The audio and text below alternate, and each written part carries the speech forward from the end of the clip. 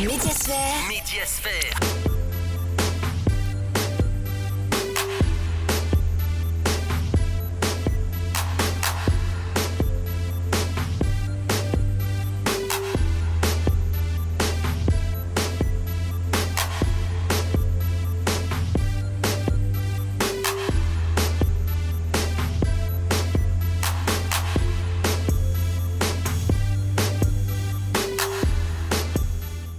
Bonsoir à toutes et à tous et bienvenue sur la télé d'une autre planète. Ça faisait longtemps, 2 mois passés sans vous, mais on ne vous a surtout pas lâché. Nous étions là, vous avez pu suivre toutes les émissions ici au sein du groupe Adafo Media, mais surtout sur la télé d'une autre planète. On débute cette nouvelle saison, saison 14, encore avec votre émission Médiasphère. Allez, vous installez confortablement ici, vous le savez, on parle reportage, on parle invité. Aujourd'hui, on a un invité très spécifique.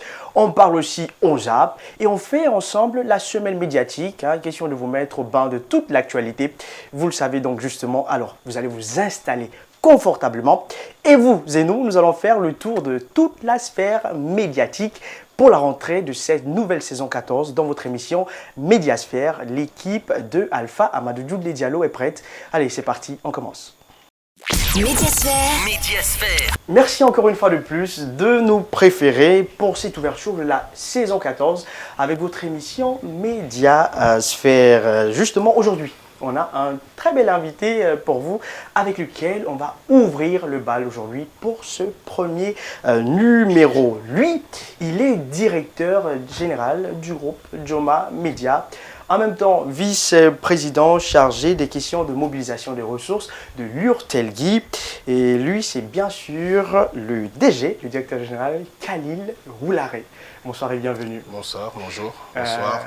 Ça dépend de l'heure à à laquelle vous regardez. Comment vous allez? Ça fait beaucoup plaisir de vous recevoir. C'est un plaisir pour moi d'être ici. Et surtout pour ce premier numéro. C'est encore plus un plaisir, je suis un privilégié. D'accord. Alors avec lui, aujourd'hui, on va s'intéresser à un sujet qui est assez grand. On ne pourra pas débattre de tout ça aujourd'hui, mais on parle des médias, mais spécifiquement des médias de chez nous. Mais la première question qu'on va vous poser, c'est comment se passe, comment vous entamez cette rentrée, peut-être premièrement du côté de chez vous et en même temps sur le territoire, comment vous voyez la nouvelle rentrée des médias dans leur ensemble? Écoutez, on avait donné rendez-vous le 6 pour nous et d'autres médias aussi. On avait donné le rendez-vous le 6 pour une rentrée qu'on espérait très intéressante pour Joma, c'est la saison 2. Mais on ne pensait pas qu'elle aurait été aussi mouvementée avec les événements qui se sont déroulés la veille. Ouais. Donc ce qui fait que la rentrée de cette année, elle va se passer avec peut-être un réajustement de tout ce qu'on avait prévu, en tout cas pendant les premières périodes, puisque l'actualité va être focalisée bien entendu sur la situation dans notre pays avec donc le coup d'État qui a eu lieu, ce nouveau changement qui donc demande bien entendu aux médias de pouvoir s'adapter à une nouvelle façon de fonctionner, à une nouvelle façon de travailler, puisqu'entre-temps, on a une constitution qui est suspendue, il y a des questions qui se posent sur la liberté. Est-ce que la liberté de la presse va être respectée? Est-ce que la loi L02, qui n'est plus d'actualité puisqu'il n'y a plus de constitution, est-ce que c'est une loi qui va encore être respectée? Enfin, beaucoup de questionnements et en même temps, il faut travailler. Il faut continuer à servir le peuple. En même temps, des questions dont certaines agences comme l'Urtelgui et puis les autres, il y a ces entités qui regroupent des journalistes qui vont tabler dessus les jours peut-être à venir, si le problème venait à se poser. Si le problème venait à se poser. Jusqu'à présent, je n'ai pas eu de retour négatif du fonctionnement, ou en tout cas de l'exercice de notre métier. Donc pour le moment, on peut dire que ça se passe bien. Ça va, d'accord. Et puis, on en parlait justement, vous parliez de cette rentrée, et il y a cette réadaptation qu'on doit avoir. Et la réadaptation n'est pas seulement sur un seul média. Actuellement, comme les années passées, on constate qu'il y a une floraison de médias. C'est pas comme il y a 5 ans, 10 ans, où on comptait du bout des doigts toutes ces radios, toutes ces télés, il y en avait pas assez. Et comment? Oui, il y en avait, mais pas assez. C'est une fausse idée. Ok, éclairez-nous. en Guinée, aujourd'hui, on a à peu près une cinquantaine de médias. Les 50 médias ne sont pas nés en 2 ans. Nous, par exemple, quand on est arrivé, il y avait encore, en Guinée, il y avait à peu près 6 ou 7 télés qui existaient déjà. Il y avait une quarantaine de radios qui existaient. Et je pense que depuis l'avènement de Joma, il y a eu peut-être que deux radios qui ont dû... Il y a cela 5-10 ans, ce qui n'est pas négligé, l'ampleur. Il faut dire que l'ampleur que prennent les médias ces dernières années n'est pas la même. C'est quand même visible. En fait, je pense que ce qui a changé, c'est la communication des médias sur eux-mêmes, qui a peut-être changé, mais le phénomène de création ou d'existence des médias en Guinée est un phénomène qui est réel depuis l'avènement des premiers médias, que sont donc Nostalgie, Espace et tout ça, en 2009, 2007 pour certains. Donc il y a effectivement eu une évolution, où il y a eu de la création. Maintenant, effectivement, avec les réseaux sociaux, avec la dynamique qui s'est imposée de transfert, enfin tout ce qu'on a voulu mettre dans tout ça, l'avènement de grands médias qui se veulent grands, qui ont donc des ambitions. Et longtemps, l'espace médiatique a été quand même occupé par Espace, qui était... l'espace médiatique par Espace, était quand même un média assez imposant, qui avait un monopole du terrain, qui arrivait vraiment à surplanter tous les autres médias. Avec l'avènement des nouveaux médias qui ont voulu, et avec des produits, effectivement, des gens qui sont venus d'Espace, avec cette ambition de devenir grand. Vous savez, nous, on nous a appris à être premier, c'est difficile d'être deuxième après. Donc, nous avons créé nos médias pour venir, effectivement, concurrencer, essayer de faire quelque chose de différent, quelque chose de plus grand. On est en train de le construire. Et qu'est-ce qui fait cette particularité, cette différence entre les médias? Est-ce que c'est parce qu'il y a de nouveaux journalistes, de nouveaux jeunes qui ont de l'ambition? Est-ce que c'est parce que la situation l'impose? Peut-être parce que dans d'autres pays, les gens font beaucoup, on voit une comparaison comme ça, ou c'est justement parce qu'on a changé de mentalité côté journaliste ou côté moyen? Justement, c'est ça. En fait, ce qui a changé, c'est les moyens. C'est qu'aujourd'hui, on a des nouvelles personnes qui sont venues sur le terrain et qui ont envie d'investir dans les médias. Sinon, je peux vous dire que l'esprit de création des médias est un esprit qui existe, qui a toujours existé ici. Les journalistes, c'est à peu près les mêmes que nous avons. Il y a des nouvelles têtes, effectivement, qui émergent, qui viennent, qui se forment et tout ça. Mais ce qui avait jusqu'à présent manqué aux médias, c'était cet investissement, c'était de pouvoir mettre de l'argent sur la table pour permettre aux auditeurs et téléspectateurs d'avoir des médias mieux structurés, avoir de belles images, avoir un accès à des médias comme ça se ferait ailleurs dans les autres pays. Et donc, je pense que ce n'est pas la qualité des hommes qui a changé, c'est plutôt les moyens que des investisseurs ont bien voulu mettre dans les médias qui ont fait que la situation a évolué positivement. D'accord. On va aller peut-être avec 2 dernières questions. Et cette question que je vais poser, c'est plus par rapport aux relations entre les médias. On constate que dans d'autres pays, les médias se mettent plus ensemble pour aller de l'avant. Et la pluralité de médias fait la force d'un pays. Sauf que ces derniers temps, on constate que, voici, d'un côté, les journalistes entre eux-mêmes, parfois ils ne s'entendent pas, ils ne sont pas solidaires. Qu'est-ce qui peut expliquer cela? Et qu'est-ce qui devrait normalement qu'est-ce qui devrait se faire? En fait, il faut prendre l'émergence de nouveaux médias comme quelque chose de naturel d'abord et de normal. À partir du moment où on sait que c'est normal, on apaise. Parce qu'en fait, ce qui se passe aujourd'hui, c'est que la concurrence, elle est normale. Il faut qu'il y ait de la concurrence pour que les choses évoluent. Et ça, cette concurrence aujourd'hui, elle arrive à se mettre en place. Il faut que les uns et les autres, on respecte nos médias. C'est surtout ça. C'est ça, et qu'on respecte nos médias, que les uns reconnaissent la valeur des autres, et que ensemble, on puisse faire un travail, chacun pour sa cible. C'est quelque chose de très important. Aujourd'hui, il faut comprendre une chose, qu'aucun média n'est créé pour faire la même chose que l'autre. Chaque média a été créé avec un objectif précis, avec une cible précise, et on essaye chacun de son côté d'aller vers cela.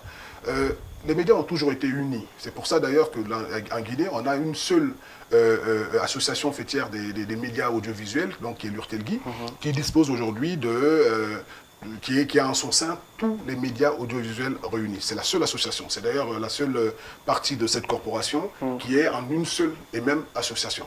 Donc il n'y a pas de problème d'entente, il n'y a pas de problème d'union, puisque quand il y a des menaces, quand il y a des sujets qui sont des sujets qui menacent la profession, nous nous mettons ensemble pour aller vers cela. Maintenant, qu'il y ait de la concurrence, ça c'est tout à fait normal. Qu'il y ait l'envie d'être toujours numéro un, c'est tout à fait normal. Cette question, elle va peut-être être réglée.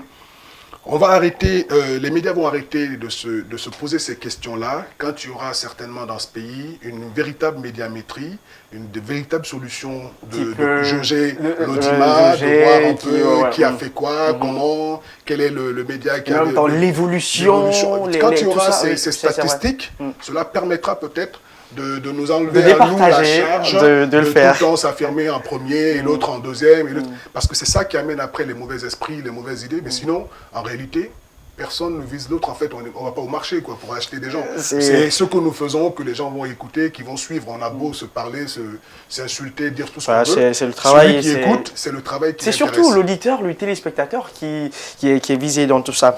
Et peut-être, la dernière question que moi je vais vous poser, pas une dernière question, mais on va appeler ça peut-être un mot par rapport à tous ces jeunes, toutes ces personnes qui suivent et qui ont envie de se lancer quand même dans le métier peut-être de journaliste, de technicien, tout ce qui concerne les médias, peut-être de patron de médias. Vous avez peut-être un conseil forcément à leur donner, et spécifiquement par rapport au contexte guinéen et peut-être par ricochet, la question que je ne vous ai pas posée, vous allez faire les deux, celle-ci en dernier. Les médias guinéens en comparaison des autres. Voilà. Alors, par rapport au conseil à donner à ceux qui veulent embrasser le métier que nous faisons, je pense que le baromètre, le principal baromètre dans ce que nous faisons, c'est la passion.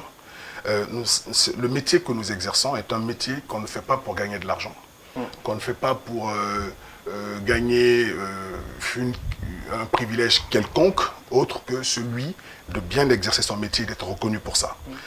Ensuite, bien évidemment, il y a les moyens qu'il faut mettre à la disposition des gens, mais ça vient avec le métier.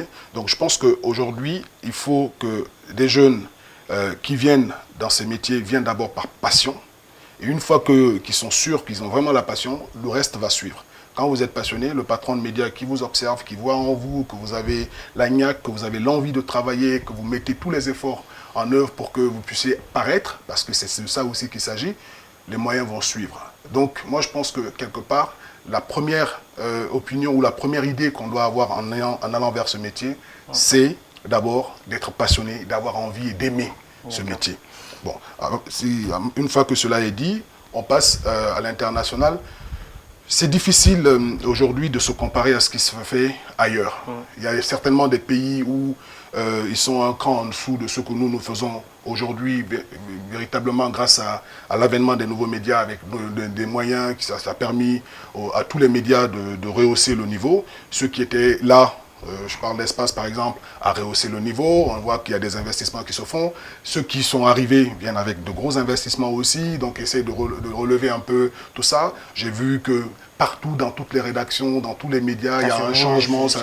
Tout le monde veut vraiment relever le niveau pour pouvoir répondre à la concurrence. Et cela fait qu'en même temps, ils répondent à la concurrence nationale, mais ils se mettent au diapason de ceux qui sont à l'international pour que les gens à l'international arrêtent de regarder nos médias en rigolant un peu de ce que nous faisons, parce qu'effectivement, jusqu'à présent, on n'avait pas mis les moyens. Donc je pense que la comparaison peut être bonne, en termes de traitement d'information, de professionnalisme, de qualité de nos journalistes, nous en avons. Le défi, il est plutôt un défi de l'investissement. Merci beaucoup, DG. Merci beaucoup. Voilà, on espère vous retrouver dans d'autres éditions. Je suis à votre disposition. Merci beaucoup. Voilà, c'était notre invité du jour qui ouvre le bal de cette saison 14. Je vous rappelle, c'est le directeur général du groupe Joma Media. En même temps, il est le vice-président chargé de tout ce qui est mobilisation des ressources au niveau de l'URTELGUI. Merci beaucoup. Merci. Et à la prochaine. L'espace, c'est chez moi. Merci. Merci beaucoup. Merci. Médiasphère. On poursuit cette émission Médiasphère avec notre grand reportage, le premier de cette saison 14. Tout est premier dans cette émission. Alors aujourd'hui, c'est évident, on va s'intéresser à la grande rentrée saison 14 au sein du groupe Adafo Média. C'était donc le lundi 6 septembre, dès 4h45 du matin. toute l'équipe était déjà là pour différentes émissions. Vous allez le constater tout à l'heure dans ce reportage que nous propose la rédaction d'Espace TV. Suivez et puis on se retrouve tout à l'heure. Médiasphère. Depuis 4h30 ce lundi, le groupe Adafo Média a commencé normalement son programme après 2 mois de congé. Pour cette 14e saison, le fondateur du groupe a recruté de nouvelles personnes pour, dit-il, renforcer les capacités. À l'entendre, cela permettra aux médias de se démarquer des autres. 14 ans, évidemment. C'est vrai que c'est pas facile, se répéter tous les jours, c'est très compliqué. Mais on s'est dit, avec le temps, il fallait évidemment renforcer les capacités. C'est comme ça avec les experts en la matière. L'année dernière, avec la rentrée majestueuse, on a misé, pour parler un petit peu des têtes fortes, ou peut-être parce que c'était une année électorale, on a misé sur Ahmed. Beaucoup n'avaient pas compris le choix. Et cette année, on est un petit peu dans la même logique, à continuer à aller plus avec des experts, d'où évidemment des gens qui ne sont pas forcément du monde des médias ont signé chez nous, comme Kemoko Touré, entre autres, des grandes têtes aussi de la presse à l'international, comme Aïssa Thiam, que nous avons recruté. Pour nous, c'était important que Adafo se démarque, pas en commentant, mais en restant avec les experts. La légende continue, c'est le slogan de cette 14e saison du groupe Adafo Média.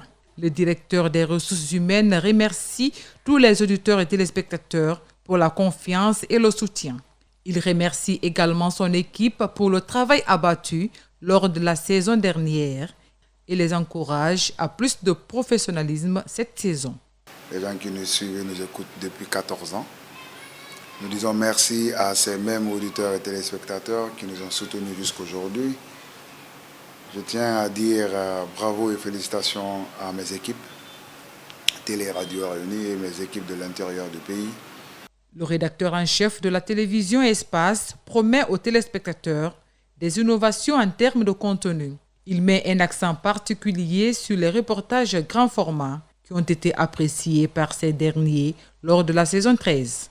Nous allons continuer à travailler davantage sur les éléments grand format que nous faisions déjà l'année dernière dans notre angle.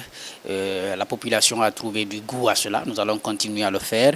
Et puis on va développer d'autres angles sur le sport, la culture. Là, au niveau de l'organisation des éditions d'information, on va reculer un peu à 19h45 pour notre première édition de la soirée. Et puis le 22h qui reste et le 10 minutes qui passait habituellement à 18h qui va revenir les matins. L'équipe du groupe Adafo Média s'est dit prête pour servir les auditeurs et téléspectateurs, bien que la reprise du groupe se fait dans un contexte un peu plus particulier. Hier dimanche, il s'est passé des choses, donc du coup ça fait que ça a un peu éclaboussé notre rentrée. Quoi qu'il en soit, ça n'a pas changé le contenu de la rentrée. On reste fidèle à nos programmes et puis voilà, on fait ce qu'on peut pour mettre à l'aise nos auditeurs. Des projets à réaliser cette nouvelle saison. Le fondateur du groupe Adafo Média prévoit l'inauguration du siège du groupe à l'Abbé à partir du 14 janvier 2022. Il entend également mettre en place la radio numérique terrestre très prochainement. Médiasphère. Si vous venez de nous prendre en marche, vous êtes dans votre émission Médiasphère, premier numéro au compte de cette saison 14. L'année dernière, on a commencé cette rubrique avec vous et justement, on la poursuit. C'est bien sûr la rubrique Vue pour vous, où on fait le condensé de toute l'actualité de l'autre côté là-bas, du côté de l'Europe. Aujourd'hui, on s'intéresse à cette actualité mondiale, les talibans, le Pakistan, une guerre de fous. Hein. Ils sont en train de chercher les solutions et puis la vaccination, on en parle, qui est en train d'être rendue obligatoire à certains endroits. La population, certains ne sont pas très d'accord. Un tour d'horizon et puis on revient pour poursuivre en beauté. Médiasphère.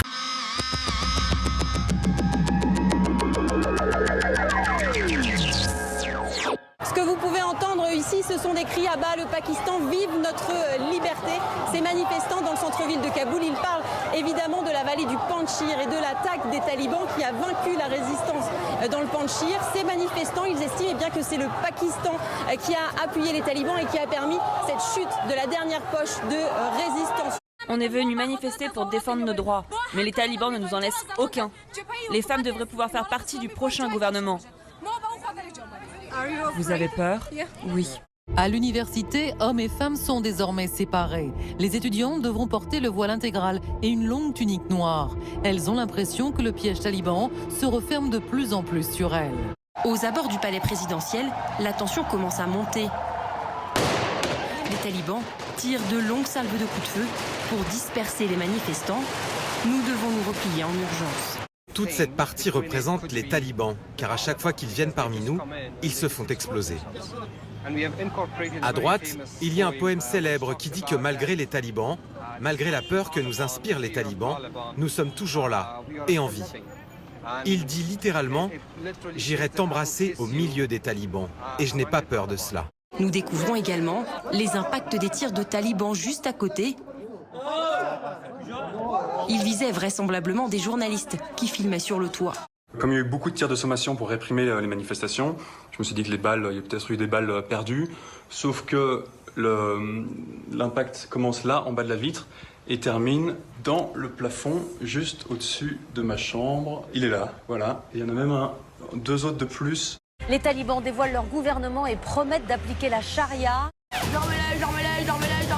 Le ministre de l'Intérieur, c'est Serajoudine Haqqani, membre du réseau Haqqani, réputé proche d'Al-Qaïda, qui a organisé des attentats suicides, qui a pris en otage des Occidentaux. Et les Américains offrent toujours une récompense de 5 millions de dollars pour sa capture. Et puis, le Premier ministre, eh bien, c'est un proche du Mollah Omar, le fondateur des talibans. Le fils du Mollah Omar est ministre de la Défense. L'homme qui ne voit qu'une source ne connaît qu'un orage. Les champs sans lui sont contrariés. Un nouveau ministère du bien et du mal qui rappelle le premier régime en 1996 des talibans qui avait instauré le ministère de la lutte contre le vice et de la promotion de la vertu. Victoria Beckham remerciée par des centaines d'internautes. C'est l'acte de générosité le plus incroyable que j'ai vu. L'acte en question est une photo de son mari David Beckham, maillot de bain baissé dans la piscine. La posture lascive de l'ancien footballeur de 46 ans fait monter la température et le nombre de likes sur Instagram. Martial, Benzema. Oh oui, Griezmann. Ouais. Oh, l'extérieur somptueux de délicatesse. Dimanche, je joue au football. Tout ce qu'il y a de plus amateur. Oui, pas en première division. Non, pas en première division. Ni division d'honneur. Et vous jouez à quelle place? Gardien de but.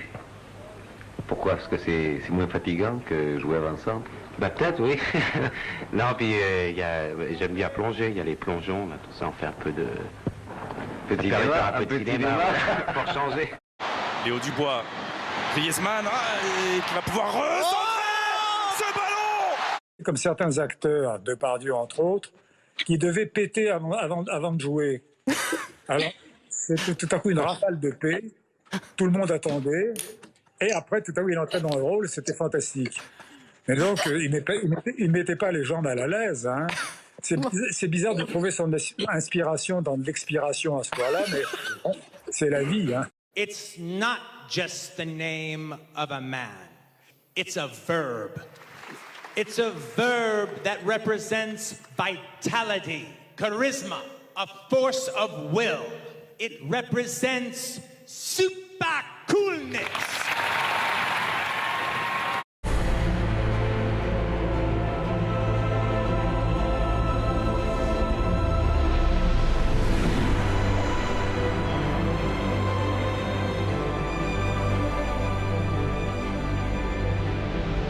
L'arrivée de l'été avec 2 mois de retard, il a fait jusqu'à 37 degrés aujourd'hui. Des records sont tombés. Ce 7 septembre a été la journée la plus chaude de l'année dans de nombreuses régions. Aujourd'hui, les 10% les plus riches émettent 50% des gaz à effet de serre.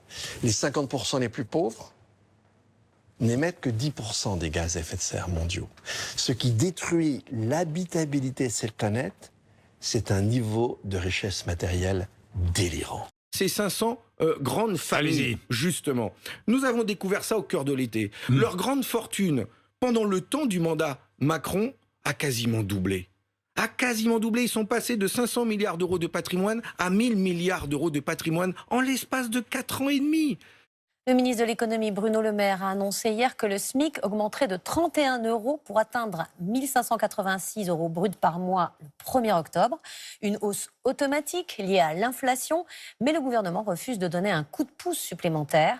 Regardez, ça c'est ce qu'on appelle un peu les yamakasi, vous savez, ceux qui font des acrobaties urbaines en passant... Regardez, il y a 2 semaines, c'est Boston Dynamics qui a montré ce qu'il est capable de faire son robot quand il est bien programmé.